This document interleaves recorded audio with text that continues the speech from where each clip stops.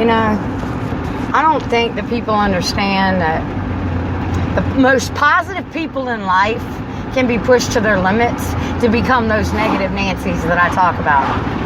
Those people that seem to always be the bringer of light, yeah, sometimes they get down too. Sometimes they can't always pull themselves up by their bootstraps. You get what I'm trying to say? You know, the world can only take so much from the givers before that snapping point in life comes.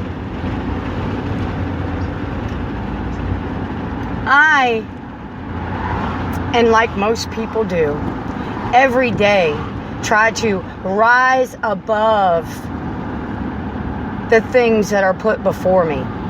Okay? Everyone does. Everyone does it in a different way.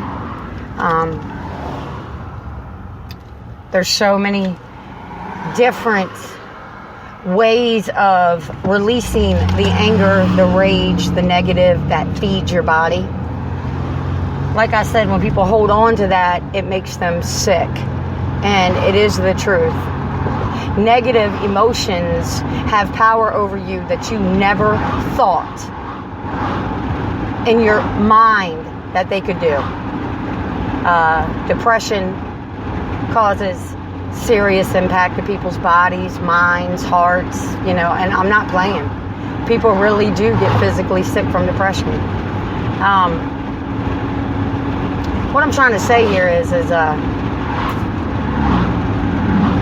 you can only be so positive for other people without giving so much of your energy and focus that you lose sight of your own. That's what I'm trying to say. You get depleted.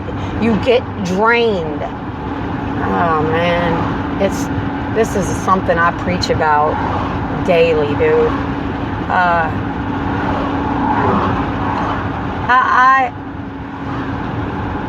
I like to say that I step away from parenting with my son right now because he's at that age, know-it-all, you know, little fucker that he is. And being 17, almost 18, I guess that testosterone's done hit his brain, and this motherfucker thinks he's a man.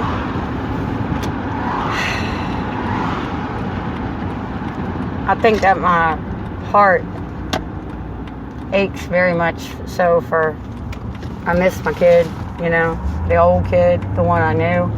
I think all of us parents go through that. But I will say this. My little one has come very, very far. And so far, in fact, you know, he's not on medication anymore. Nope. Not any medication.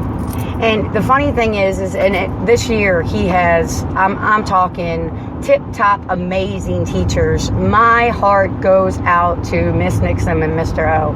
Those guys are awesome. I'll tell you what, since we got to Currituck, I was really worried because it's a Common Core state. And, you know, plus he had been at Oakland for so long, and Sarah Sims and all his teachers, just it was like home to him. And I was really worried about the big change and what Common Core really held in store for especially for my youngest, because he does have some problems. And we've had issues with teachers, you know, basically blaming it on his medication, him not being medicated, and it fed into his brain, and it really pissed me off because my son is not a medication. He is a person. He knows, and see, as I say, as children get older, they learn to control things better, okay? And they shouldn't be mindless zombies trapped in their mind so you could teach better. You know what I'm saying? So you ain't got to worry about it. But this year, he's really showed, I mean, I'm just like, go Caden. And then that whole thing with my 17-year-old the other day, my youngest, as I said, is starting to latch on to me like I'm not real sure about. As I told you before, I don't have patience for children. I don't explain well to kids. I've never been much ever. I'm not a kid person. You know, when they get older, I'm pretty good with them, but young kids and stuff, they wear on my nerves, man, bad. Anybody's kid, my own, anybody's, you know. But I had brought him outside and basically just told the kid how it was. Because, I don't talk to my kids as in, you know, softly and, you know, not me. I'm full extremes. I'm loud, obnoxious, truthful, you know. And Caden he used to be a fucking wild child, man. When I tell you that kid, oh my God, man. Now it's Bo. It's kind of funny, the shoe's on the other foot. But, you know, I was telling Caden, you know, you're almost 11. And I feel like I failed you. You know, you sit in your room all day. You tell you're bored. You know, we move out here. There's so much to do. You know, I build you a tree house. You know, there's so much, Caden. And you being at the age you are, you know, you think you'd want to help your mom out, cut the grass. I was like, man, when my dad when I finally got to push mow as a kid, because my brother always did it. I remember I did not want to stop push mowing. I mean, I'm not fucking lying, dude. When I finally got to do it, my dad let me do it. My brother was getting older and he didn't, you know, he was always one that had to do it.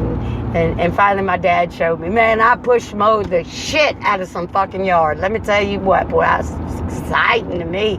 It still is. I'll tell you what. But, I told him about himself, you know, how he sleeps in and you know, you want to be a man, Cade, you want me to be proud of you. That's what I said to him. You know, once you get up in the morning, you know, don't sleep in until 9, 10 o'clock in the morning, roll out of bed, sit on your ass playing the Xbox all day. Get up. You want to outside, you want to learn things, you know, get out here, start nailing things, start fucking climbing trees, cut the grass, you know, I'll show you. I tried to show him. I didn't explain it very well about the row system. You know, I like my grass to look like a golf course. So, you know, I'll just say it, you know. But the thing about it is he got up the next morning early and he was ready to go. You know, I taught him with some nails and just said, look, just hammer these nails in straight and pull them out with a crowbar. Nail them in, pull them out with a crowbar. I want you to keep doing this for about 30 minutes so you can learn how to hammer a nail. And he did it. And it was just so cool to see. And he wants to go bike. I mean, he's always been an outdoors kid. Bo never was. He didn't like to get dirty. Nothing. Caden, I'm telling you, man, that kid was bored. That motherfucker didn't wear clothes until he was like 8 years old. He walked around butt ass naked every day after school, you know, dick swinging, you know, until finally it was like, hey, you really have to wear underwear, son. You can't be walking around here. Just like I tell people, you know, he was probably the only boy I know that was potty trained at 1.5 years. Well, one reason is that my husband was too fucking cheap to buy diapers. So we just let his ass run around naked all the time. And he just shit wherever. Not in the house, you know. He's my August baby, you know. Telling you, man, this child's wild, dude. But he loves it outside. And I'm grateful for this, you know. And I'm grateful that he listens. Because I am very abrupt and harsh with my children. And I don't think a lot of people understand that. You know, you see a mother and they're very kind and compassionate. I got kindness and compassion, okay? But see, I'm not raising bitches. I'm raising boys, okay? And why I say that, and I'm like this with my nieces too. I don't speak to my nieces differently. You know, Lee and Demaria, they know exactly how I am, how I talk, and it doesn't hurt their feelings, okay?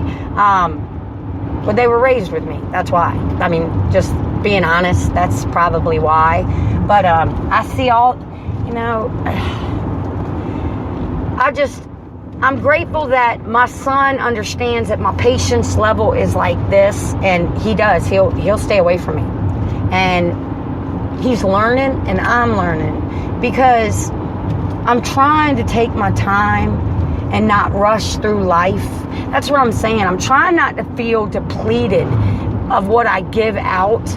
And my son has been really impacting me along with my husband. And impacted me as in fucking, y'all people know me, man. I'm about to, and that's not me. So I am grateful to God and the goddess above and my dad and my grandmother and, you know, for letting Caden come to me like this, because I need it. Because I've been feeling like a letdown as a mother. And I know that all mothers go through this. I'm pretty sure my mom did. And, but it's our kids. So we feel as if we are, our problem is bigger than anybody else's. You know, no one will understand. But in actuality, somebody does understand. And I don't know, man. It's just, my oldest is, he's mine. I mean, don't get me wrong, he's my husband's too. I won't take that away from my husband. You know, it's not his biological son, but man, when I say that man was a father and he didn't have to be, that is the truth. Okay? But this is my beau. And, so it's been real hard for me. And, Caden, always is leaned more towards his dad, because Rob was always the one who just bought him things. He still is. There's no discipline. You know, never was with Rob, with either of the kids. And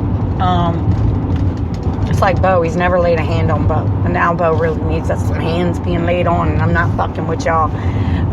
But when we moved back from Florida, Robbie started disciplining Caden. And Caden wasn't used to that. I mean, really, he wasn't.